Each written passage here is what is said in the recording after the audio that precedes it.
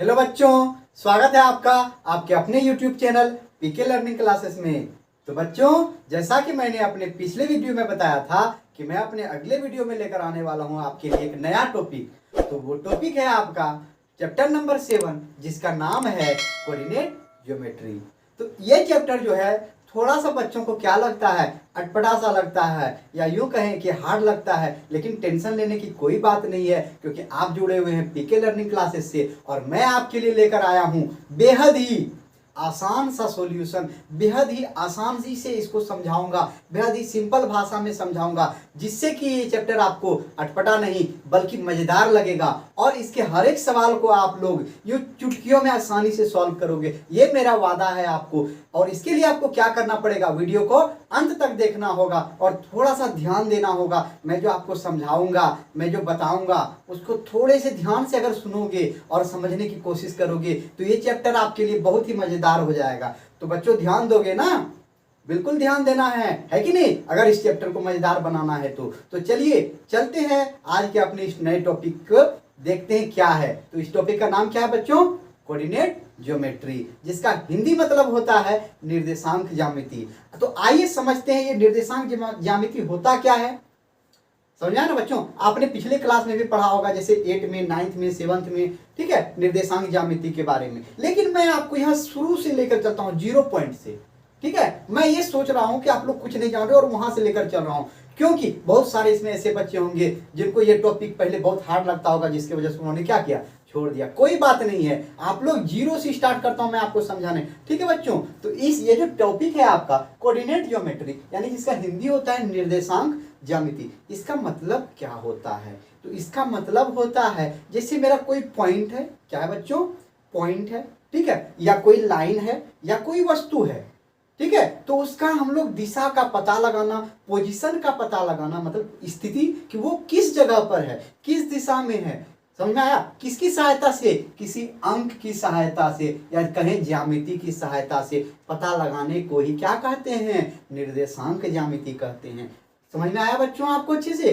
बिल्कुल समझ में आया होगा। यानी कोई पॉइंट या कोई लाइन या कोई वस्तु, ठीक है, उसका किसी भी अपना एक रेफरेंस लाइन होगा, उस लाइन से क्या करना, उसका पता लगाना। क्या चीज का? उसके दिशा का, किस दिशा में है या किस पोजीशन में है, कहां पर है, किस स्थिति में है, वो पता लगाना ही क्या कहते हैं हम लोग? निर्देशांक ज्यामिति। तो ये अच्छे से समझ लिया आपने।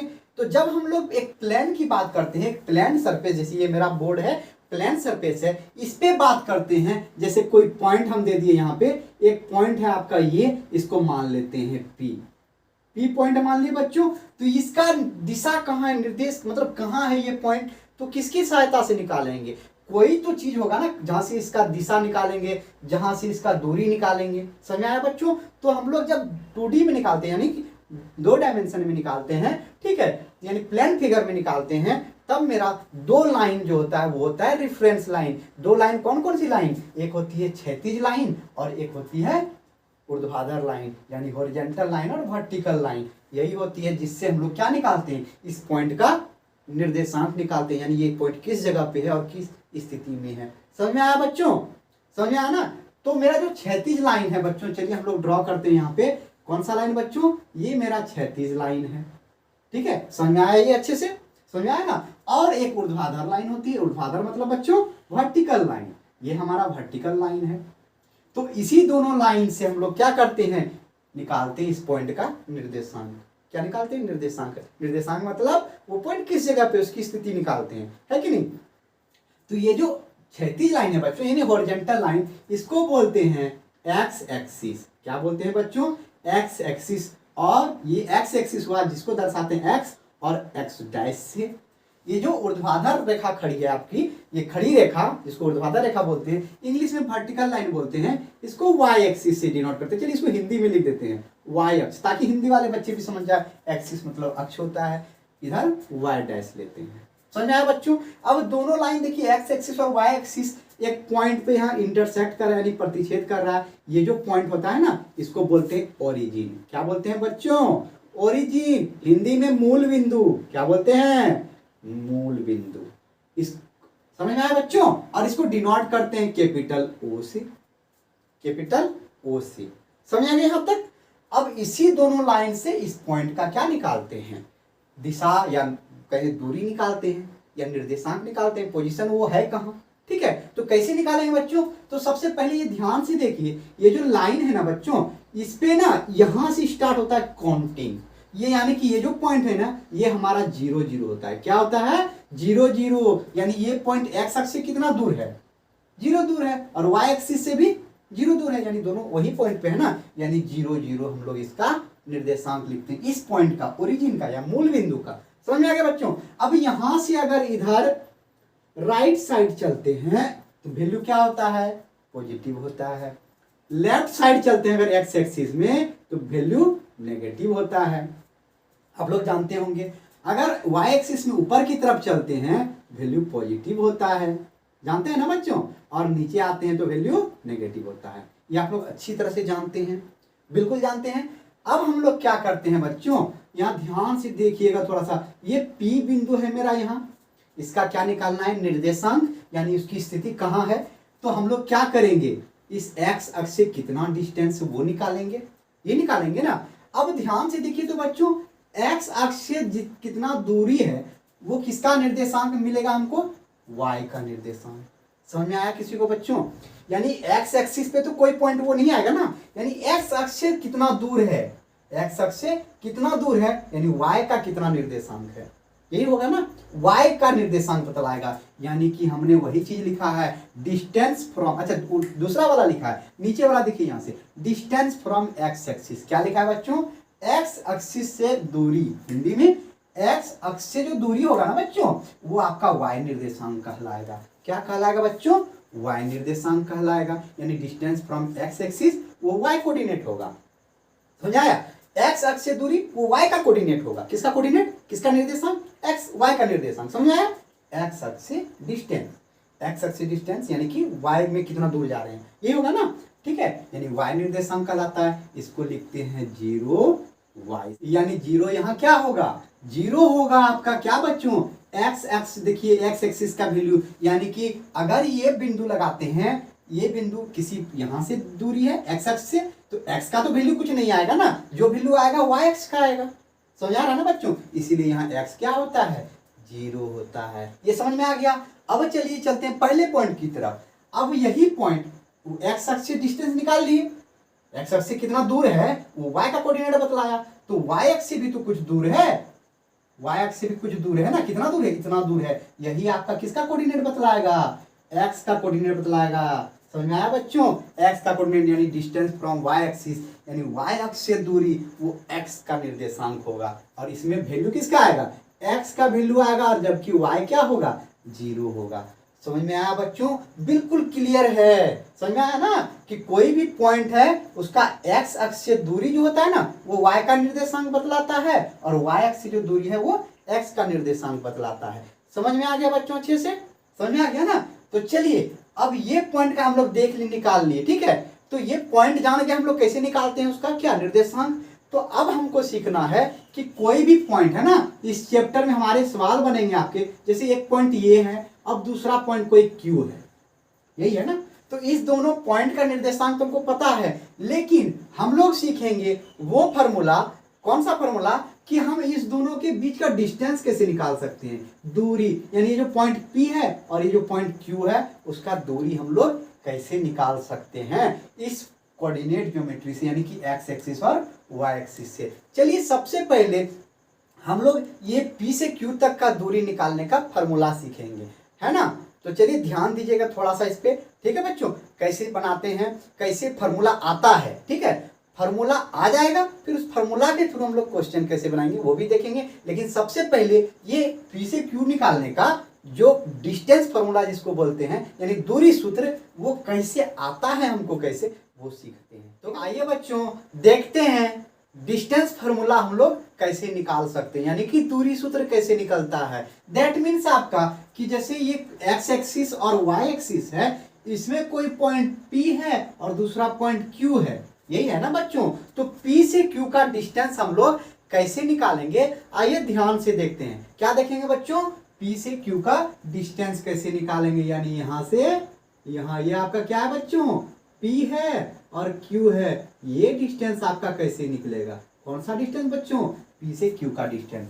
ये डिस्टेंस कैसे निकालेंगे उसको ध्यान से देखेंगे, ठीक है। तो यहाँ आपका 2 पॉइंट है ना बच्चों, ध्यान से देखिए तो एक पॉइंट P है, दूसरा पॉइंट Q है, यही है ना। तो ये जब पॉइंट है तो x एक्सिस से कुछ दूर होगा और y एक्सिस से कुछ दूर होगा, होगा कि नहीं? यानी इस पॉइंट का कुछ निर्देशांक होगा, निर्देशांक होगा कि नहीं? तो चलिए, हमको अभी नंबर नहीं दिया हुआ है कुछ, तो हम लोग क्या कर लेते हैं, इसको x और y में मानते हैं, x और y में मानते हैं, ठीक है। तो चलिए, जो P पॉइंट है ना बच्चों मेरा, इसको मानते हैं हम लोग x अक्ष में। क्या मानेंगे? सबसे पहले देखिए ये y अक्ष से कितना दूर है, तो उसको मान लेते हैं जो x कोऑर्डिनेट बतलाएगा, तो सबसे पहले x कोऑर्डिनेट लिखते हैं। यानी ये जो पॉइंट P है, इस P का निर्देशांक आपका क्या होगा बच्चों? x और y होगा। क्योंकि मेरा यहाँ पॉइंट कितना है बच्चों? 2 पॉइंट है ना, तो दोनों जगह x y मानेंगे तो सिमिलर हो जाएगा ना, जबकि दोनों पॉइंट अलग अलग जगह पे हैं, इसीलिए इसको x1 मान लेते हैं और इसको y1 मान लेते हैं। यानी कि ये जो पॉइंट है बच्चों, ध्यान दीजिएगा, ये जो पॉइंट है ये y एक्सिस से x1 दूरी पे है। यानी इसको अगर यहाँ नीचे तक इसको क्लियर करके खींचे, ध्यान से देखिएगा, ठीक है, डॉटेड लाइन से खींच देते हैं, ठीक है, ये खींचे तो ये क्या हो जाएगा? ये पॉइंट आपका क्या होगा बच्चों? x1 होगा, होगा कि नहीं? ध्यान से देखिए, y एक्सिस से दूरी कितना है? x कोऑर्डिनेट इन x कोऑर्डिनेट x1 है, ये हो जाएगा, ठीक है। और ये जो डिस्टेंस है आपका, ध्यान से देखिएगा, y अक्ष x अक्ष से दूरी कितना है? y1 है। यानी ये जो डिस्टेंस आपका हो जाएगा कितना हो जाएगा? y1 हो जाएगा। ये डिस्टेंस आपका y1 हो जाएगा, इसको थोड़ा सा ध्यान में रखिएगा, ठीक है। अब चलिए दूसरे वाले पॉइंट पे चलते हैं, Q पॉइंट पे। इसका भी कुछ निर्देशांक होगा, इसको मान लेते हैं क्या बच्चों? x2 y2 मान लीजिए, x2 y2, कोई प्रॉब्लम नहीं, क्योंकि x1 y1 यहां मान चुके हैं, वहां मान ली इस पॉइंट का निर्देशांक x2 और y2। तो x2 क्या है बच्चों? x का निर्देशांक है, यानी y अक्ष से दूरी, y अक्ष से दूरी, यानी ये आपको यहां से यहां तक देखिए, इसको अगर नीचे करते हैं, ध्यान से देखिए, ठीक है, ध्यान से देखिएगा बच्चों, यहाँ पे क्या है, यानी कि ये जो पॉइंट आपका यहां पे आया, ये कौन सा पॉइंट हो जाएगा? x2 ही हो जाएगा ना, होगा कि नहीं होगा? कहां से? इस जीरो, यहां से मूल बिंदु से, ये आपका O है, ओरिजिन 0 0, यहां से ये डिस्टेंस हो गया x2 और ये डिस्टेंस हो गया x1। तो ये वाला डिस्टेंस कितना होगा बच्चों? कितना होगा? बिल्कुल सही, x2 माइनस कितना? x1 हो जाएगा ये डिस्टेंस, क्योंकि यहां से यहां x2 और यहां से यहां x1, तो इस बड़े वाले में इसको घटा देंगे तो यही बचेगा ना, ये वाला पोर्शन बचेगा। आ समझ में? ये हो जाएगा x2 माइनस x1, होगा कि नहीं? बिल्कुल सही। हमको निकालना क्या है? P से Q का डिस्टेंस निकालना है, यही करना है ना बच्चों। तो ध्यान दीजिएगा, ये जो पॉइंट है ना बच्चों, इस लाइन पे, ये जो लाइन है ना, यहां से यहाँ Q से ड्रॉ किए x एक्सिस पे, इस पे एक परपेंडिकुलर ड्रॉ कर देते हैं। क्या ड्रॉ कर दिए? परपेंडिकुलर, यानी ये हो गया आपका परपेंडिकुलर। तो ध्यान से देखिए, तो ये जो लाइन है आपका, इसको कोई पॉइंट मान देते हैं, क्या मान लें? चलिए B मान लेते हैं, ठीक है, O माने हुए हैं, O यहाँ ओरिजिन होता है, इसलिए इसको O नहीं मानते, B मान लिए, B मान लिए बच्चों, ठीक है। अब ध्यान से देखिए, हम लोग सबसे पहले ये डिस्टेंस आपका निकालें। कौन सा डिस्टेंस? ये डिस्टेंस कितना यहाँ है? ये इसके सेम ही होगा कि नहीं होगा? सेम होगा, बिल्कुल सेम होगा, जितना डिस्टेंस ये उतना ही डिस्टेंस ये, यानी ये कितना है? x2 माइनस x1, तो ये भी कितना हो जाएगा बच्चों? x2 minus x1। समझ में आ रहा है?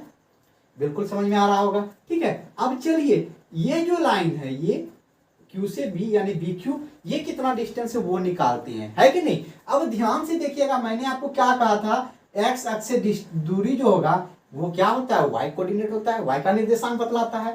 तो यहां देखिए ध्यान से, यहां तक का दूरी कितना है? यहां तक का दूरी y2 है, ठीक है ना, यहां से यहां तक का दूरी, और यहां से यहां, मतलब यहां से यहां तक का B तक का दूरी कितना है? y1 है कि नहीं है? ध्यान से देखिए, x अक्ष से दूरी, y निर्देशांक यानी कि y2, यहां तक, इस पॉइंट से यहां तक दूरी है y2, और यहां तक दूरी कितना है? y1। तो ये डिस्टेंस कितना हो जाएगा? पूरा y2 में ये y1 घटा देंगे, ये डिस्टेंस हो जाएगा y2 माइनस y1। क्लियर है सबको? सबको है ना? यानी ये डिस्टेंस निकल गया मेरा और ये डिस्टेंस निकल गया मेरा, कितना? ये x2 माइनस x1, ये हो जाएगा y2 माइनस y1। तो हमको निकालना है क्या है बच्चों? PQ, यही डिस्टेंस निकालना है ना। समझ में आया बच्चों? ध्यान से देखिए, समझ आ गया ना? अब ये एक राइट एंगल ट्रायंगल है और पाइथागोरस बाबा का एक प्रमेय आपको याद होगा कि ये क्या हो गया, राइट एंगल ट्रायंगल का ये कर्ण हो गया। तो कर्ण बराबर क्या होता है, रूट अंडर आधार का स्क्वायर प्लस लंब का स्क्वायर होता है कि नहीं होता है। तो चलिए हम लोग क्या करते हैं, देखते हैं इसको प्रूव करने के लिए। किसमें, इन ट्रायंगल, कौन से ट्रायंगल में बच्चों, PBQ में, PBQ आया समझ में, PBQ में ना। ये समझ में आता नहीं x2 - x1 कैसे हुआ, ये y2 - y1 कैसे हुआ, कुछ नहीं है। फिर से एक बार मैं समझा देता हूं, क्योंकि ये समझ जाओगे आप ना फॉर्मूला कैसे आया, फिर उसको आप आसानी से बनाओगे, ठीक है। यानी अगर कोई P पॉइंट है, Q पॉइंट है, उसके बीच का डिस्टेंस निकालना, ये करना था ना। तो यहाँ का डिस्टेंस क्या है, x1 y1 है, यही है ना। तो यानी कि यहाँ से यहाँ डिस्टेंस आपका क्या होगा, यानी x अक्ष से दूरी y डिस्टेंस y1 हो गया, ठीक है। और यहाँ से यहाँ है आपका y2, तो ये डिस्टेंस कितना होगा, टोटल y2 में यहाँ तक घटा देंगे, y यहाँ से यहाँ तक y1 है ना, यहाँ से यहाँ तक देखिए, तो ये तो y1 है, तो इसको घटा देंगे तो ये हो जाएगा y2 - y1। सिमिलरली इधर हो जाएगा x2 - x1, यहाँ से यहाँ x2, यहाँ से यहाँ x1, ये दोनों में घटा देंगे x2 - x1, यानी जो ये है वही ये होगा। समझ में आ गया। अब इन ट्रायंगल PBQ क्या यूज करेंगे, यूजिंग पाइथागोरस थ्योरम। कौन सा बच्चों, पाइथागोरस थ्योरम, थ्योरम यूज करेंगे। पाइथागोरस थ्योरम से क्या जानते हैं, ये जो कर्ण होता है यानी h का स्क्वायर बराबर होता है p का स्क्वायर प्लस b का स्क्वायर। h का स्क्वायर उधर स्क्वायर भेज देंगे ना, h बराबर हो जाएगा रूट अंडर, रूट चला जाएगा उधर, p square plus b square. यानी h मेरा क्या है, ये कर्ण PQ है, PQ यानी डिस्टेंस P से Q का डिस्टेंस बराबर रूट अंडर P का वैल्यू बच्चों, P मेरा परपेंडिकुलर ये है, यानी y2 - y1। अच्छा चलिए, परपेंडिकुलर तो चेंज होगा ना, परपेंडिकुलर इस एंगल के लिए लेंगे तो ये परपेंडिकुलर, इस एंगल के लिए लेंगे तो ये परपेंडिकुलर, चेंज होते रहेगा।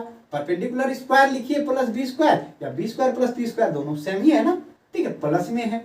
चलिए पहले इसी को लिखते हैं, यानी x2 - x1 यही है, उसका whole square plus y2 - y1 का होल स्क्वायर। यही हो गया आपका क्या बच्चों, आ गया आपका डिस्टेंस फार्मूला। इसी फार्मूले को बोलते हैं P से Q का, इसी फार्मूले को, ये जो फार्मूला आपका है ना, इसी को बोलते हैं क्या, डिस्टेंस फार्मूला। और इसी का यूज करके हम लोग क्या निकालेंगे, जितना भी टॉपिक क्वेश्चन होगा 7.1 एक्सरसाइज में, सारा इसी का यूज करके निकालेंगे। यहां तक क्लियर है आप लोग का, क्लियर है कि नहीं क्लियर है। तो चलिए अब इस फार्मूला के सहायता से हम लोग क्वेश्चन कैसे बनाते हैं, एक एक क्वेश्चन करके देखते चलते हैं और उस क्वेश्चन को फिर बनाते हैं। समझ में आया बच्चों, आसानी से समझ में आएगा बिल्कुल। यहाँ तक क्लियर है, जिनको ये फार्मूला उतारना उतार लीजिए, उसको अच्छे से याद कर लीजिए, ये आपका बहुत काम आने वाला है इस चैप्टर में, ठीक है बच्चों। तो बच्चों आपका पहला क्वेश्चन है एग्जाम्पल नंबर 1। तो आइए देखते हैं क्वेश्चन क्या है, और वो डिस्टेंस फार्मूला जो अभी हमने जाना, उसकी सहायता से कैसे इस क्वेश्चन नंबर 1 को सॉल्व कर सकते हैं, ठीक है बच्चों। तो एग्जाम्पल नंबर 1 है, थोड़ा ध्यान से देखिएगा, ठीक है बच्चों। एग्जाम्पल नंबर 1 आपका है, do the points 3 2 -2 -3 and 2 3 form a triangle.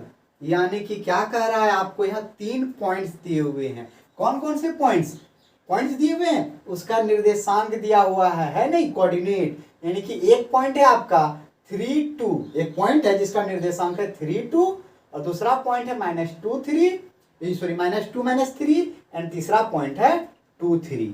यही पॉइंट, 3 पॉइंट दिया हुआ है। और आपसे क्वेश्चन क्या कर रहा है, क्या ये ट्राइंगल बनाता है, क्या ये तीनों पॉइंट मिलके क्या बनाता है, ट्राइंगल बनाता है। तो अब बताइए, आप कहेंगे कि सर डिस्टेंस फार्मूला का उपयोग करके हम लोग ये कैसे बताएंगे कि ये तीनों पॉइंट मिलकर ट्राइंगल बनाता है या नहीं बनाता है कि नहीं है। तो चलिए सबसे पहले क्या करते हैं, आपको मैं दिखा दूं कि ये तीनों पॉइंट क्या है बच्चों। मान लेते हैं ये मेरा एक ट्राइंगल है, ट्राइंगल है कि नहीं है ना, ठीक है। इसका नाम कुछ दे देते हैं, ABC पॉइंट है, 3 पॉइंट से ट्राइंगल बनता है, ठीक है। तो यहाँ ये जो तीनों पॉइंट दिया हुआ है, क्या ये तीनों मिलकर ट्राइंगल बनाएगा। उसके बाद का क्वेश्चन है, if so name the, if so अगर ऐसा हुआ, मतलब अगर ट्राइंगल बना रहा है तो name the type of triangle form, यानी कि नाम लिखना है कि किस टाइप का ट्राइंगल बनेगा। वाह, पहले क्या पूछा कि क्या ये तीनों पॉइंट मिलकर ट्रायंगल यानी त्रिभुज बना रहा है, और अगर बना रहा है तो वो किस टाइप का ट्रायंगल होगा, यानी ट्रायंगल का जो प्रकार होता है इसमें कौन सा ट्रायंगल होगा। समझ में आ गया बच्चों क्वेश्चन, समझ में आ गया ना। तो इसको डिस्टेंस फॉर्मूला यानी दूरी सूत्र की सहायता से कैसे बनाएंगे, आइए ध्यान से समझते हैं। ठीक है, तो बच्चों आपका 3 पॉइंट दिया हुआ है, हम लोग सबसे पहले क्या करेंगे, इस तीनों पॉइंट को 3 कोना में रख के हम लोग एक ट्रायंगल बना लिए ना। अब हम लोग क्या मान ली कि ट्रायंगल बनाता है, तो ध्यान दीजिएगा जब ट्रायंगल तीनों पॉइंट मिलाए तो ये एक साइड, ये दूसरा साइड, ये तीसरा साइड, 3 साइड में आएगा कि नहीं आएगा, यानी एक ट्रायंगल में 3 साइड होता है ना। अब एक ध्यान देने वाली बात ये है कि इसमें से किसी भी 2 साइड को जोड़िए। क्या करना है बच्चों, किसी भी 2 साइड को जोड़िए, क्या वो तीसरे साइड से बड़ा होगा, बिल्कुल बड़ा होगा कि नहीं होगा। यानी कि मान लेते हैं ये ए बी एक साइड है और ए सी एक साइड है, इस दोनों को जोड़ते हैं तो वो बी सी से बड़ा बिल्कुल होगा। ठीक है, क्योंकि इसको अगर यहां से यहां ले जाते हैं, इस पॉइंट को ऐसे करते हैं तो यहां आ जाएगा, बाकी ये इससे तो बड़ा हो जाएगा ना। यानी कि त्रिभुज तब जानते हैं कि ये पॉइंट त्रिभुज बना रहा है जबकि किसी 2 साइड जो कोई 2 भुजा का जोड़ जो होगा ना वो तीसरे से हमेशा क्या होगा, बराबर होगा। या तो ये दोनों भुजा ले लीजिए, इसको दोनों को जोड़ेंगे तो इससे बड़ा होगा, या ये दोनों को ले लेंगे इसको जोड़ेंगे तो इससे बड़ा होगा। तभी हम लोग कह सकते हैं कि ये तीनों पॉइंट क्या बनाएगा, त्रिभुज बनाएगा। समझ में आ रहा है बात ना। क्या बोले कि कोई भी पॉइंट त्रिभुज तभी फॉर्म होता है जब त्रिभुज का जो तीनों साइड होता है ना उसमें से कोई भी 2 साइड का जोड़ तीसरे से बड़ा होगा। तो हम लोग क्या करेंगे, ये बनाए ना त्रिभुज, हम लोग मान लेते हैं ये पॉइंट 3 2 ए मान लिए, इसको 3 2 बी को मान लेते हैं -2 -3, ठीक है, और सी को मान लेते हैं 2 3। यही माने ना बच्चों, समझ में आया बात, यही माने हैं हम लोग, यहाँ पे लगा दिए। अब ये ट्रायंगल बनाएगा या नहीं बनाएगा ये देखते हैं। हम लोग यहाँ पे सबसे पहले सॉल्यूशन में क्या करेंगे, ठीक है, लेट करेंगे। क्या लेट करेंगे, लेट करेंगे कि पॉइंट ए 3 2 बी -2 -3 एंड सी 2 3 क्या करेगा, बनाएगा, फॉर्म ए ट्रायंगल। ये माने हैं हम लोग, ठीक है, माने हैं हम लोग, माने हैं कि नहीं माने हैं। तो जब हम माने हैं इसका मतलब ये पॉइंट से जो साइड बना, ये साइड ये साइड ये साइड, इसमें से किसी भी 2 तीनों साइड का वैल्यू निकालते हैं सबसे पहले, और हम लोग ये देखेंगे कि क्या किसी भी 2 साइड को जोड़ के तीसरे साइड से बड़ा आता है या नहीं आता है। बात समझ में आई आपको, ठीक है। तो चलिए क्या करते हैं तब, अब इस साइड का वैल्यू निकालते हैं, किससे, डिस्टेंस फार्मूला से। फिर इस साइड का वैल्यू निकालेंगे, फिर इस साइड का, यानी तीनों साइड निकालेंगे। आया समझ में।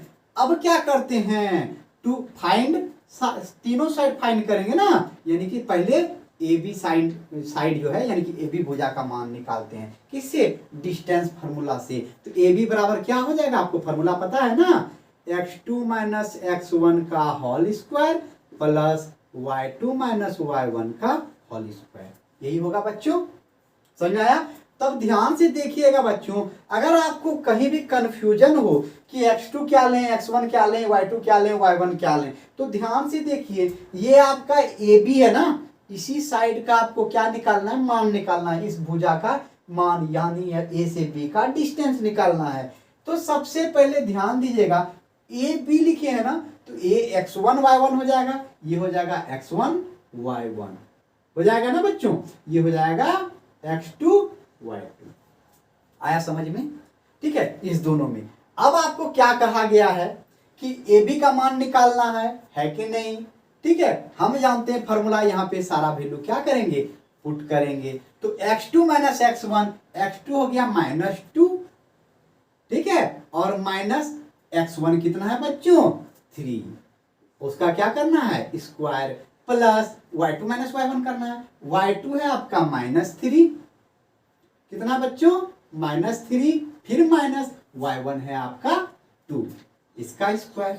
अब इसको सॉल्व करते हैं, ध्यान से देखिएगा, 3 और 2 दोनों माइनस में जुट के क्या हो जाएगा, -5 का स्क्वायर, प्लस ये भी माइनस में है, दोनों जुट को क्या आ जाएगा, -5 का स्क्वायर। इसको सॉल्व कीजिए आप, तो -5 का स्क्वायर भी 25 होगा, प्लस -5 का स्क्वायर, यहाँ फिर से 25, यानी कि रूट अंडर कितना आ गया यहाँ 50। ये क्या हो गया आपका ए बी साइड का वैल्यू आ गया रूट अंडर 50 आ गया बच्चों।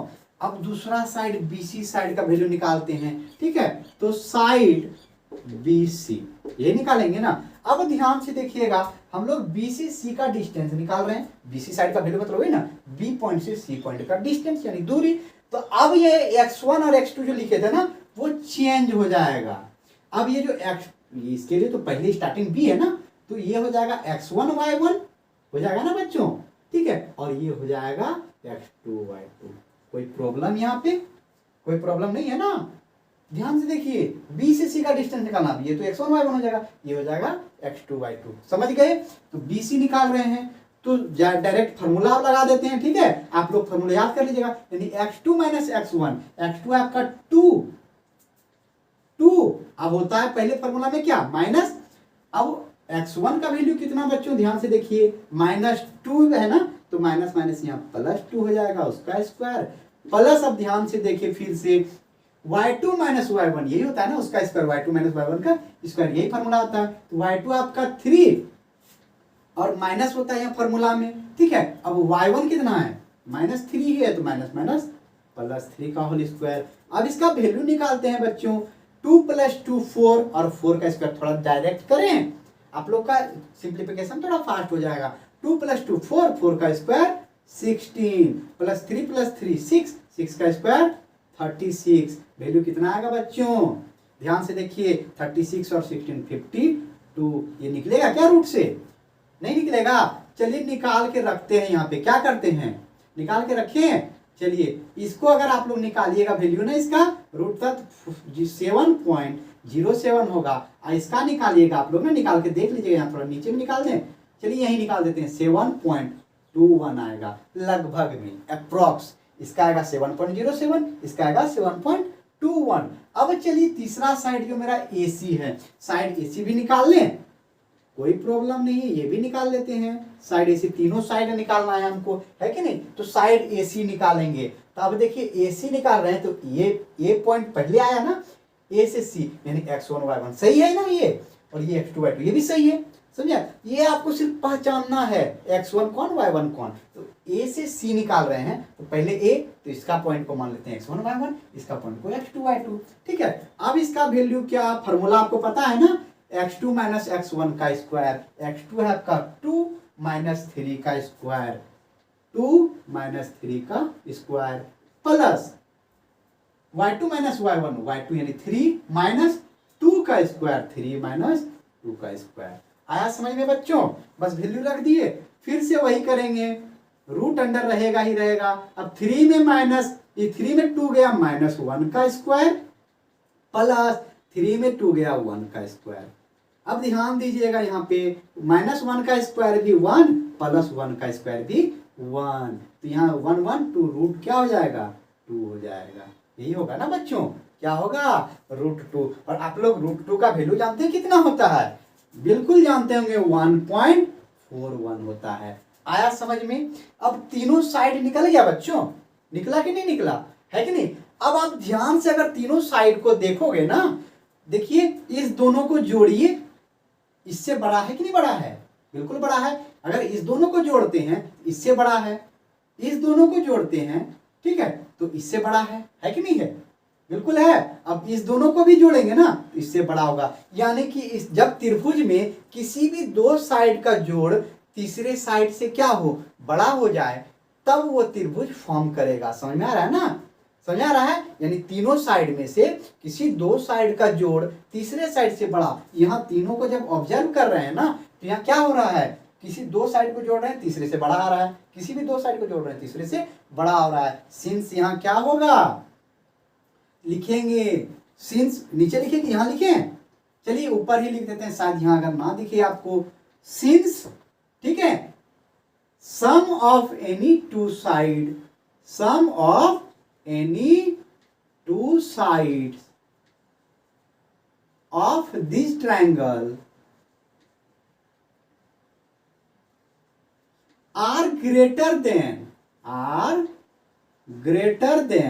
third side, third side. देखिए क्या लिखे बच्चों, सम ऑफ एनी टू साइड, किसी भी, हिंदी वाले बच्चे क्या लिखेंगे, किसी भी, ऐसे नहीं, आप लोग लिखना कि इस त्रिभुज में किसी भी दो भुजाओं का योग तीसरी भुजा से बड़ा है। क्या लिखेंगे, इस त्रिभुज में किसी भी दो भुजाओं का योग तीसरी भुजा से बड़ा है, यहां तक लिखोगे। इसीलिए points A B and C form a triangle, इसीलिए पॉइंट्स ए, कोऑर्डिनेट नहीं लिखते हैं या लिख दें, लिख देते हैं, कोई दिक्कत नहीं। A32 B -2 -3 and C23 forms, क्या फॉर्म कर रहा है, फॉर्म से ट्राइंगल। ट्राइंगल लिख लीजिएगा आप लोग, ठीक है, ये इधर का चीज है ना, आज समझ में, फॉर्म से ट्राइंगल, यहां तक क्लियर है। अब आपको पूछ रहा है कि अब ये ट्राइंगल तो फॉर्म कर रहा है, यहां बता दिए हम लोग, अब किस टाइप का ट्राइंगल है वो, ये भी पूछ रहा है ना, किस टाइप का ट्राइंगल है। अब ध्यान से देखिए तो दो, मेरा जो ये है ना, ये दोनों है ना, छोटा वाला साइड देखिए, दोनों का मान वैल्यू कम है ना इससे, तो उसका स्क्वायर करते हैं हम लोग। क्या करते हैं, यानी कि ए बी का स्क्वायर करते हैं और ए सी का स्क्वायर करते हैं। समझ में आया बात, क्या करेंगे, तो ए बी का वैल्यू यहाँ कितना आया था बच्चों, 7.07 से पहले क्या है, √50 है, यहाँ कितना है, √2 है, इसी का ना वैल्यू ये √2 है और इसी का वैल्यू ये √50 है। तो सबसे पहले क्या करते हैं लोग, ध्यान से देखिएगा, ए बी का स्क्वायर प्लस दूसरा साइड जो है ए सी, इसका स्क्वायर करके देखते हैं कितना आता है। समझ में आ रहा है ना बात, ठीक है, ध्यान से देखिएगा, क्या करके देखेंगे, ए बी का स्क्वायर यानी √50 का स्क्वायर, क्या किए, अब प्लस ए सी का स्क्वायर √2 का स्क्वायर, है ना, क्या किए करके देख रहे हैं, √50 का स्क्वायर, स्क्वायर और रूट खत्म, यानी 50 प्लस √2 का स्क्वायर 2 हो जाएगा, यानी 52 हो गया, किसका, ए बी का स्क्वायर प्लस ए सी का स्क्वायर, ये हो गया ना बच्चों, ए बी का स्क्वायर प्लस ए सी का स्क्वायर कितना हो गया, 52। अब ध्यान से देखिए तो मेरा यहाँ बच्चों साइड बी सी, तो बी सी का स्क्वायर क्या है बच्चों, क्या है, ध्यान से देखिएगा, यहाँ BC का स्क्वायर आपका है, BC है आपका √52, उसका स्क्वायर कितना हो जाएगा, √52 का स्क्वायर यानी 52। अब हम लोगों ने क्या देखा यहाँ बच्चों, क्या ऑब्जर्व किया कि दो साइड का जो स्क्वायर है ना, उसको जब जोड़ते हैं तो वो तीसरे साइड के स्क्वायर के बराबर हो रहा है, हो रहा है कि नहीं हो रहा है। यहाँ देखिए दो साइड का स्क्वायर का सम किए, वो तीसरे साइड के स्क्वायर के बराबर हो रहा है ना। इसका मतलब क्या होता है बच्चों, आप लोग समझ रहे हैं ना, पाइथागोरस बाबा, वही है ना, और पाइथागोरस थ्योरम यही हो गया ना, लिखेंगे चूंकि BC स्क्वायर बराबर AB square plus AC square, इसलिए कौन सा ट्राइंगल है बच्चों, बिल्कुल सही, आप लोगों ने अच्छे से पकड़ लिया है, ये राइट एंगल ट्राइंगल है, यानी कि triangle ABC is right angle triangle, right angle triangle. बना ली सवाल अच्छे से, मजा आ रहा है ना, अब आसान है कि नहीं है, बिल्कुल आसान है। जल्दी से क्या करना है, इसको समझा गया ना अच्छे से, तो जल्दी से कॉपी कीजिए, ठीक है बच्चों। दूसरे क्वेश्चन पे चलना है, बिल्कुल नहीं, आज के लिए इतना ही, ज्यादा ओवरलोड ठीक नहीं होता है। अगला सवाल चलेंगे अगले वीडियो में, तब तक के लिए क्या करना है, अंत तक देखने के लिए शुक्रिया। मेरे वीडियो को अगर आपने अच्छे से समझा है, अगर मैंने जो बताया वो आपको समझ में आया है, तो क्या करना है, लाइक करना है, दोस्तों के साथ शेयर करना है और मेरे चैनल को सब्सक्राइब करना है। अब मिलते हैं आपके साथ अगले वीडियो में अगले नए क्वेश्चन के साथ, और बनाते हैं उसको क्या, सॉल्यूशन को मजेदार। तब तक के लिए धन्यवाद।